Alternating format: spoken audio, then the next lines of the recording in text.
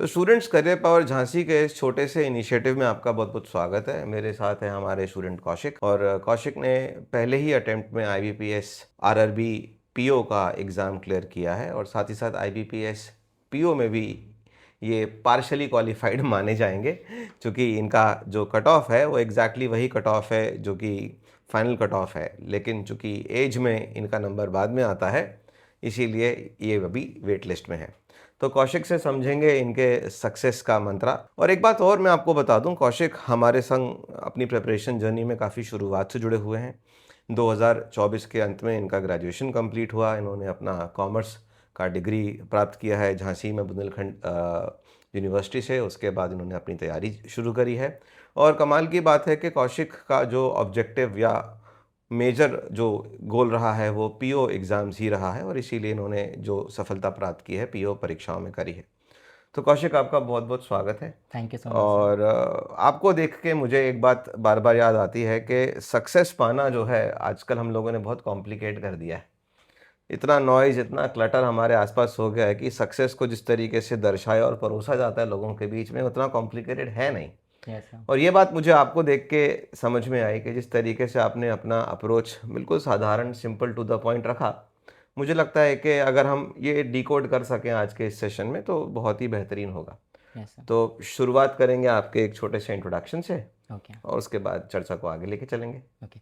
सो मेरा नाम सर कौशिक गुप्ता है, एंड मैंने अपनी बीकॉम की डिग्री बुंदेलखंड यूनिवर्सिटी से की 24 लास्ट मई में। देन मैं फ्रीलांसिंग ही कर रहा था, and currently I am also doing that in recruitment data coordinator. So company का नाम साइबर स्प्रिंग है, एंड ग्रेजुएशन के पहले 2 महीने से ही मुझे जॉब मिल गई थी सर। तो उसके बाद मैंने तैयारी की। तो सर ऐसा हो रहा था कि फैमिली में ये सिनेरियो चल रहा था कि गवर्नमेंट जॉब में आ जाते हैं, बिकॉज सिस्टर ऑलरेडी मेरी प्राइवेट एम्प्लॉई है, वो सॉफ्टवेयर इंजीनियर है। तो फिर मैंने सर्च आउट किया कि बैंक्स की जॉब्स कैसी रहती हैं, एसएससी की कैसी रहती हैं।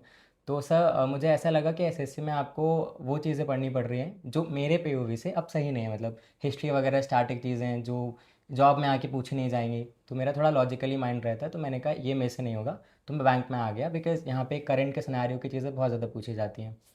तो बैंक की जॉब की प्रिपरेशन करने से पहले जब मैं सोच रहा था कि कौन सी कोचिंग जाऊँगा, तो बहुत ज़्यादा रिकमेंडेशन आया कि career power one of the best coaching है।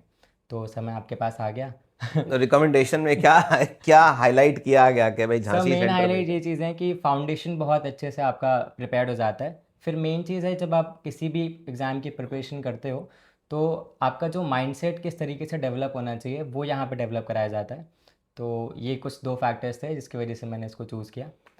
एक तो ये था कि आपने खुद का रिसर्च करा, एंड यू थॉट कि this will be a better path for you to follow. Yes sir. किसी और से भी आपने बात की, किन्हीं सीनियर से, किन्हीं बैंकिंग एम्प्लॉय से, या किसी तरीके से आपने और भी इनपुट्स लिए कि it was your solely your decision to opt for and pursue banking? जब मैं प्राइवेट जॉब फ्रीलांसिंग मैंने जैसे कि मेंशन किया मैं कर रहा था, तो उसके बाद जब गवर्नमेंट जॉब की बात आई, बिकॉज़ पापा का ये सिनेरियो था कि घर में एक ऑलरेडी प्राइवेट एम्प्लॉय है, तो गवर्नमेंट थोड़ा रिलायबिलिटी देता है, स्टेबिलिटी देता है, तो आपको उसकी तरफ जाना चाहिए। तो सर मैंने जब करियर ऑप्शंस थोड़ा सर्च आउट किए, तो मुझे ये समझ आया कि बैंक में जॉब बहुत ज़्यादा जल्दी लग जाती है, बिकॉज़ बैंक के एग्ज़ाम्स और उनकी जो प्रोसेस है वो बहुत फास्ट है as compared to other exams. तो सर मेरा एक फैक्टर ये था उसको चूज़ करने का। अच्छा, अगर आप ये भी बता सकें कि कौन कौन से major exams in a year होते हैं बैंकिंग और रिलेटेड श्योर। सेक्टर के, श्योर। क्योंकि आपने अभी ही परीक्षा दी है। Yes sir. तो आप अगर एक बता सके बच्चों को कि कौन कौन से मेजर एग्जाम्स हैं जो एक साल में होते हैं। या सो सर अगर आप कोर बैंकिंग की बात करोगे तो आपका आईबीपीएस 6 एग्ज़ाम्स कराता है, 4 एग्ज़ाम्स कराता है। एक आईबीपीएस पीओ और आईबीपीएस क्लर्क। उसके अलावा सर आरआरपी जो हमारे रीजनल रूरल बैंक्स होते हैं उनका भी पीओ और क्लर्क का एग्ज़ाम्स होता है। सर फिर एसबीआई जो हमारा नेशनलाइज बैंक है वो भी अपना पीओ और क्लरिकल का एग्ज़ाम्स कराता है। फिर सर अगर स्ट्रीम की अलग बात करें तो अगर कोई बीटेक कर रखा है तो वो एसओ के एग्ज़ाम्स भी दे सकता है। या एमबीए हैं तो एसओ का एमबीए है एग्जाम। तो एसओ तो एग्ज़ाम दे सकता है। आईबीपीएस पीओ, या IBPS clerk, clerk. RRB PO, yes sir. RRB clerk, yes sir. SBI PO yes sir. And SBI clerk. तो यस सर। 6 मेजर एग्जाम्स, यानी कि बैंक। 6 अपॉर्चुनिटीज तो हर उस कैंडिडेट को मिलेगी जो ग्रेजुएट है। Yes sir. तो यू सॉट थॉट कि भाई this is a better option, better क्योंकि 6 ऑप्शन। ऑप्शंस आपके पास साल में आ रहे हैं। Yes sir. ठीक है, तो फिर आप किस तरीके से आगे बढ़े? आपने ये तो समझ लिया कि बैंकिंग की तरफ आपने जाना है, हम्म। और आपने क्या बाकी लोगों से भी इनपुट्स लिए? हाँ यस सर, तो मेरे एक सीनियर थे स्कूल में, तो अभी उन्होंने एसबीआई क्लरिकल लास्ट ईयर ही क्वालिफाई किया था। तो मैंने उनसे सर थोड़ा डिस्कस किया कि सर भैया मैं बैंक एग्ज़ाम्स की प्रिपरेशन करना चाहता हूँ, इसके अलावा भी क्या कोई अच्छी अपॉर्चुनिटी रहेगी? तो सर उन्होंने मेरे से बैकग्राउंड पूछा था कि आप किस बैकग्राउंड से आते हैं, घर की सिचुएशंस कैसी हैं। तो उन सब को देखते हुए, बिकॉज़ मैं ज़्यादा फाइनेंशियली स्टेबल नहीं था, तो उन चीज़ों को देखते हुए भैया ने मेरे को बोला कि तुम बैंक एग्ज़ाम्स की तरफ ही जाओ। तो सर फिर मैंने वो ऑप्ट किया। देन सर माइंड मेकअप करके घर में डिस्कस करके फिर कोचिंग का सोचा। जब कोचिंग का आपने सोचा तो हुँ, आपके टाइम पे तो बहुत ऑप्शंस अवेलेबल होंगे। यस सर, ऑनलाइन बहुत सारे ऑप्शंस अवेलेबल हैं। यस आपने sir. I am pretty sure आपने जब अपना प्रिपरेशन शुरू करा होगा उसके पहले आपने ज़रूर यूट्यूब पे देखा होगा, ऑनलाइन स्पेस में आपने सर्च करा होगा। हुँ, अब चूंकि आप झांसी के रहने वाले हैं और झांसी में भी कुछ कोचिंग्स अच्छी हैं, हुँ, हुँ, तो आपने ये कैसे मन बनाया कि you should basically opt for offline over online? Hmm. और फिर आपने जब करियर पावर ऑप्ट करा तो किन बातों को ध्यान में रखा कि आप हमारे साथ आएँ और हमारे यहाँ ज्वाइन करें? ओके। तो 2 questions, why offline and hmm, then why did you choose us? Okay. तो सर जब मैं प्राइवेट का ऑप्ट कर रहा था, बिकॉज़ फ्रीलांसिंग से पहले मैंने एक जॉब को क्रैक किया था, that is of business analyst. So उसमें 6.5 का पैकेज था। तो सर मेरा कोई सीन नहीं था ऐसा बैंकिंग में आने का या गवर्नमेंट साइड आने का। तो फिर जब सर मन बना तो फिर ऐसा लग रहा था कि किसी भी चीज़ में जब आप डाइव इन करते हो, चाहे वो कोई भी फ़ील्ड हो, तो स्पेशली आपको वो एनवायरनमेंट चाहिए होता है। तो sir career power is one of the best जिसको सब ने रिकमेंड किया। तो सर मैं डेमो के लिए भी यहाँ पे आया, तो 3 दिन मैंने डेमो देखा तो मुझे बहुत ही बढ़िया लगा जिस हिसाब से सर पढ़ाते हैं, चाहे वो कोई भी फैकल्टी हो, रीजनिंग की हो, मैथ्स की हो, इंग्लिश की हो। तो सर फिर मैंने करियर पावर में अपना फाउंडेशन कंप्लीट किया यहाँ पे। तो आपका बेस यहाँ अच्छे से बन गया, हाँ सर, फाउंडेशन बहुत आपका बढ़िया। क्लियर हो गया। बट मुझे लगता है बच्चे का भी एक मेजर कंट्रीब्यूशन होना चाहिए जब वो अपना तैयारी करता है। Yes sir. तो आपका क्या टूल्स थे, क्या रिसोर्सेज थे, कैसे नेविगेट किया आपने अपनी तैयारी को बताएं? सर मेरा एक आइडियोलॉजी है। तो सर मैं सभी से ये चीज़ कहना चाहूँगा कि अगर आप कोई भी चीज़ करने जाते हो और आपके मेंटोर्स आपके साथ हैं, तो उनको आपसे बहुत ज़्यादा एक्सपीरियंस है हर चीज़ में। तो आपको कुछ भी नहीं करना, आपको सिंपली उनकी बात सुननी है। लेकिन अपने एफ़र्ट्स में कभी भी ऐसा मत करो कि चूक रहे हो, ऑनेस्टी से उनको रखो, बिकॉज़ जहाँ पे भी ऑनेस्टी होती है वहाँ रिज़ल्ट आता ही आता है। That is pretty sure sir. So her faculty ने अपना अपना एक पाथ बताया था जिसको मैंने सब बहुत ऑनेस्टली फॉलो किया। फिर उसके अलावा जब आप उनकी चीज़ें कंप्लीट कर लेते हो तो आपका भी पार्ट आता है कि आपको जब तक अंदर से सेटिस्फैक्शन ना मिल जाए कि आपने अपना पार्ट कंप्लीट कर दिया, आपको वो चीज़ करनी होती है। तो सर मैं वहाँ पे बिल्कुल ही सर बिल्कुल कॉम्प्रोमाइज़ नहीं करता था। वो चीज़ मैंने सो बिल्कुल दिस अच्छे वाज से की। Non negotiable for you. Non पढ़ना नेगोशिएबल। है तो पढ़ना है। पढ़ना है, यस सर। तो कोई स्पेसिफिक शेड्यूल आपने फॉलो करा, टाइम टेबल बनाया? यस सर, जैसे कि सर जब फैकल्टी की बात आती है तो स्पेशली अगर मैं स्पेसिफिक सबकी बात करूं तो सर रीजनिंग वाले सर थे, वो शीट्स बढ़िया देते थे टॉपिक पढ़ाने के बाद, तो मैं उन शीट्स को लगाता था। ठीक है। स्टार्टिंग में से बहुत टाइम लगता था बट मैं उस चीज़ से कॉम्प्रोमाइज़ नहीं किया, मैंने वो पर्टिकुलर बहुत अच्छे से ऑनेस्टी से किया। उसके बाद सर मैथ्स में तो सर बेसिक एजेंडा यही था कि आपको जो मिल रहा है आपको वो अच्छे से करना है, आपको उसमें कॉम्प्रोमाइज़ नहीं करना। हो सकता है कि आपको सर जैसे आप बता रहे थे कि बहुत ही सिंपल और स्ट्रेट फॉरवर्ड रखा, वो वैसे ही होता है। अगर आप 4 लोगों की बातें सुनोगे, फिर चारों की चीज़ों को फ़ॉलो करने का ट्राई करोगे, तो आप कुछ भी नहीं कर पाओगे। सही बात है। इंग्लिश को लेके एक ये भ्रांति है कि if you come come from a specific schooling background आपका इंग्लिश बहुत बेहतर होगा। Yes sir. तो आपका स्कूलिंग बैकग्राउंड क्या था और आपको क्या चैलेंजेस आए when it came to language? Sir मेरा स्कूलिंग बैकग्राउंड हालांकि इंग्लिश था, हुँ, हुँ। बट ऐसा होता है कि स्कूल्स में ज़्यादा कम्युनिकेशन वैसा नहीं होता एंड हर लैंग्वेज बात करने से ज़्यादा अच्छे से आती है। तो ये मिथ है, जो भी ये सब सोचते हैं कि अगर मेरा हिंदी का बैकग्राउंड है तो मैं इंग्लिश वाले एग्ज़ाम्स क्वालिफाई नहीं कर पाऊँगा। सर ऐसा नहीं होता। हाँ, जब बात एफ़र्ट्स की आएगी तो you have to put them, because छोटे से जब आप कोई लैंग्वेज सुनते आ रहे हो किसी भी स्कूल एज़ अ मीडियम में, तो वो चीज़ आपके सर माइंड में हो जाती है, तो वो ऑटोमैटिकली चीज़ आने लगती है। तो इंग्लिश में आपने ग्रामर पे ज़्यादा एम्फसाइज़ किया या प्रैक्टिस पे या रीडिंग पे, what was your way through? क्योंकि ज़्यादातर बच्चे जो हैं इंग्लिश में सैचुरेट कर जाते हैं एक यस पॉइंट के सर। बाद और उनका एक्यूरेसी इंग्लिश में ही डिटर होता है।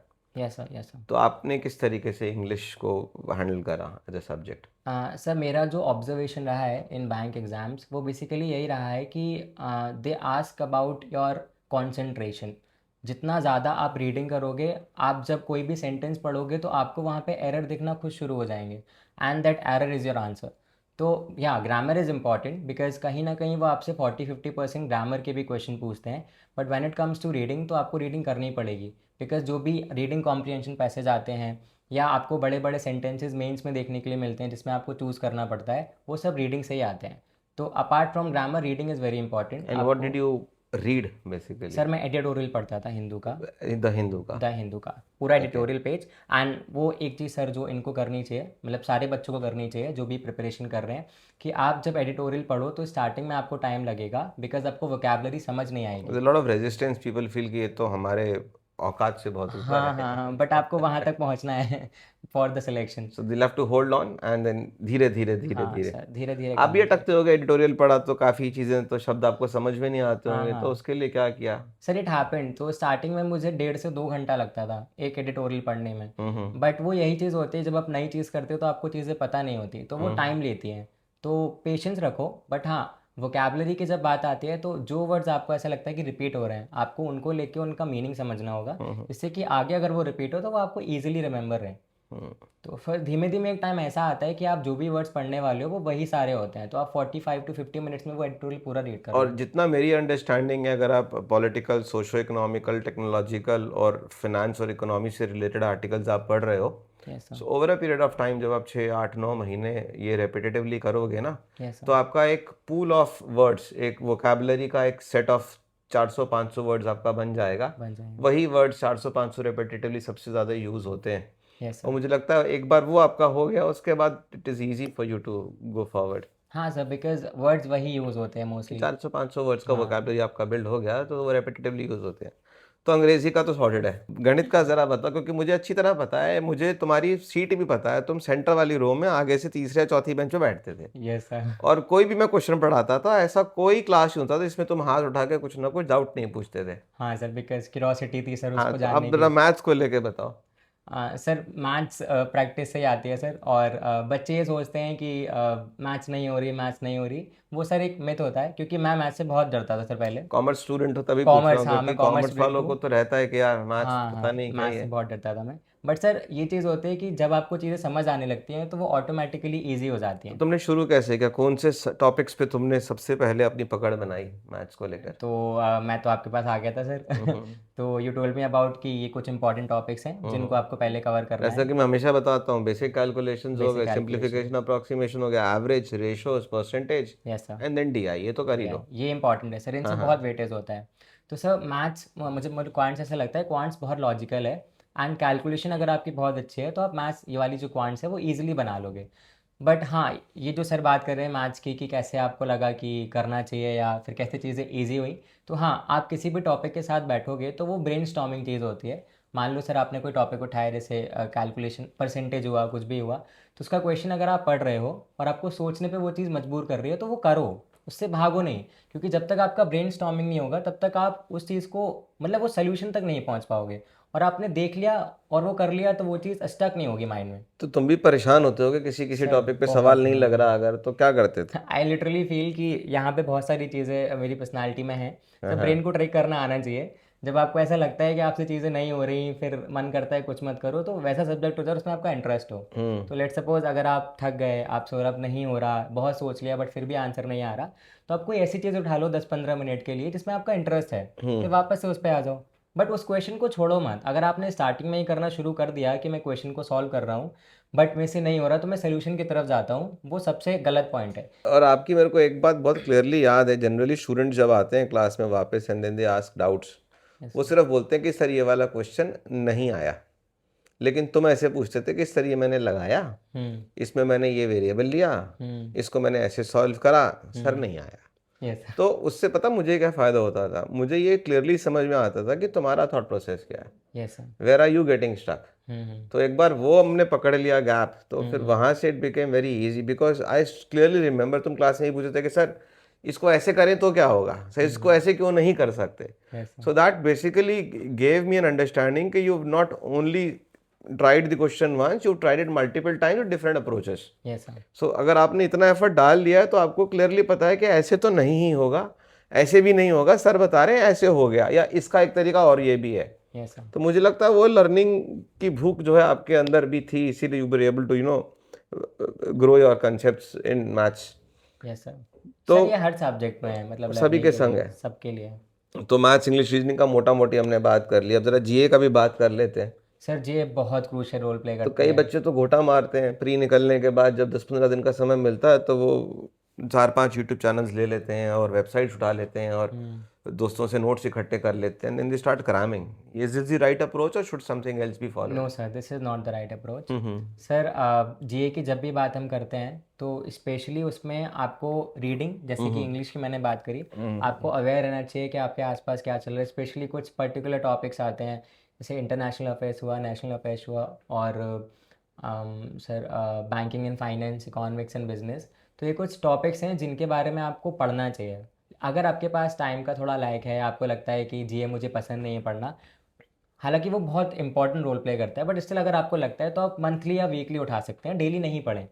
तो वो पढ़ना इसलिए इंपॉर्टेंट है सर क्योंकि आपको आसपास का सब पता होता है। कई बार एग्जाम्स में ऐसा होता है कि क्वेश्चंस बहुत ईजी आ जाते हैं, जो आपने पढ़े हैं वही आ जाते हैं, मतलब आपको याद रह जाती हैं चीज़ें कि आपने ऑप्शन देखा और आप उनको छाट पा रहे हो कि हाँ ये वाला पर्टिकुलर ऑप्शन होगा और कोई नहीं होगा।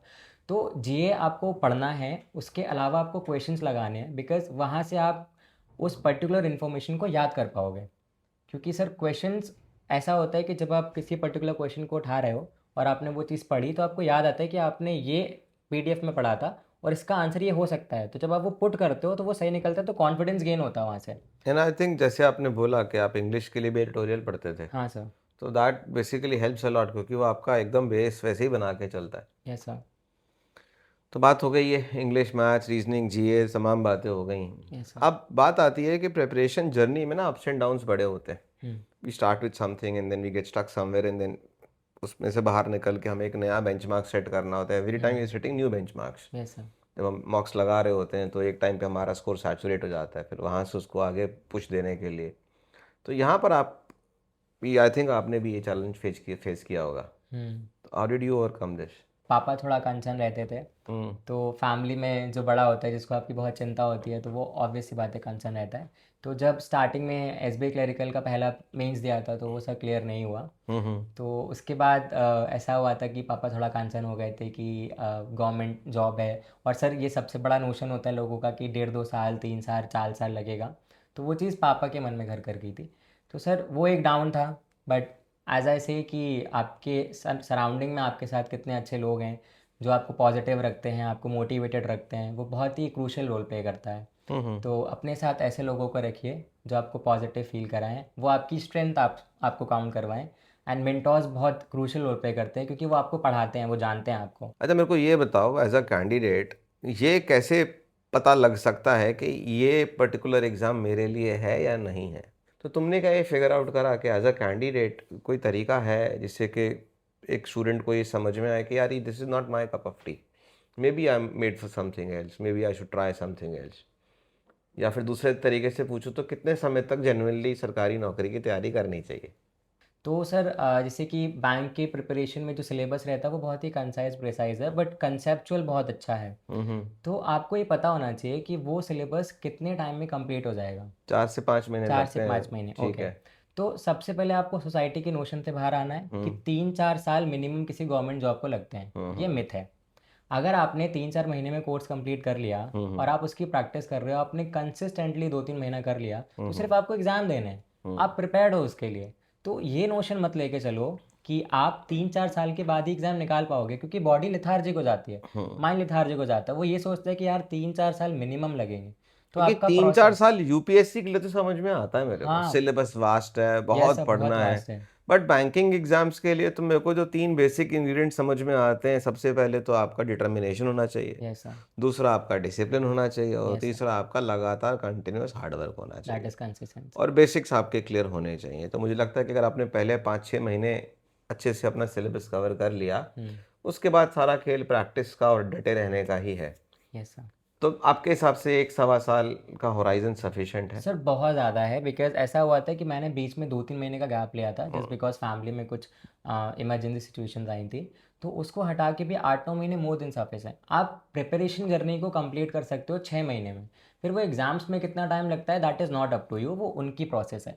बट कोई कैंडिडेट 2 साल से तैयारी कर रहा है और उसका प्री ही नहीं निकल रहा। तो आप ये चीज़ देखो कि गलती कहाँ रह रही है। जैसे पहला मेंस नहीं हुआ था तो मैंने मेंस में बैठ के देख लिया था कि मेंस डूएबल आता है। अगर मैं तुमसे बोलूं कि प्री को क्रैक करने का क्या कोड है सर और कंसेप्ट और मेंस को स्पीड। क्रैक करने का क्या कोड है, 2 लाइन में बताओ। सर प्री के लिए कंसेप्ट और स्पीड, हम्म। और मेंस के लिए concept and art of letting go.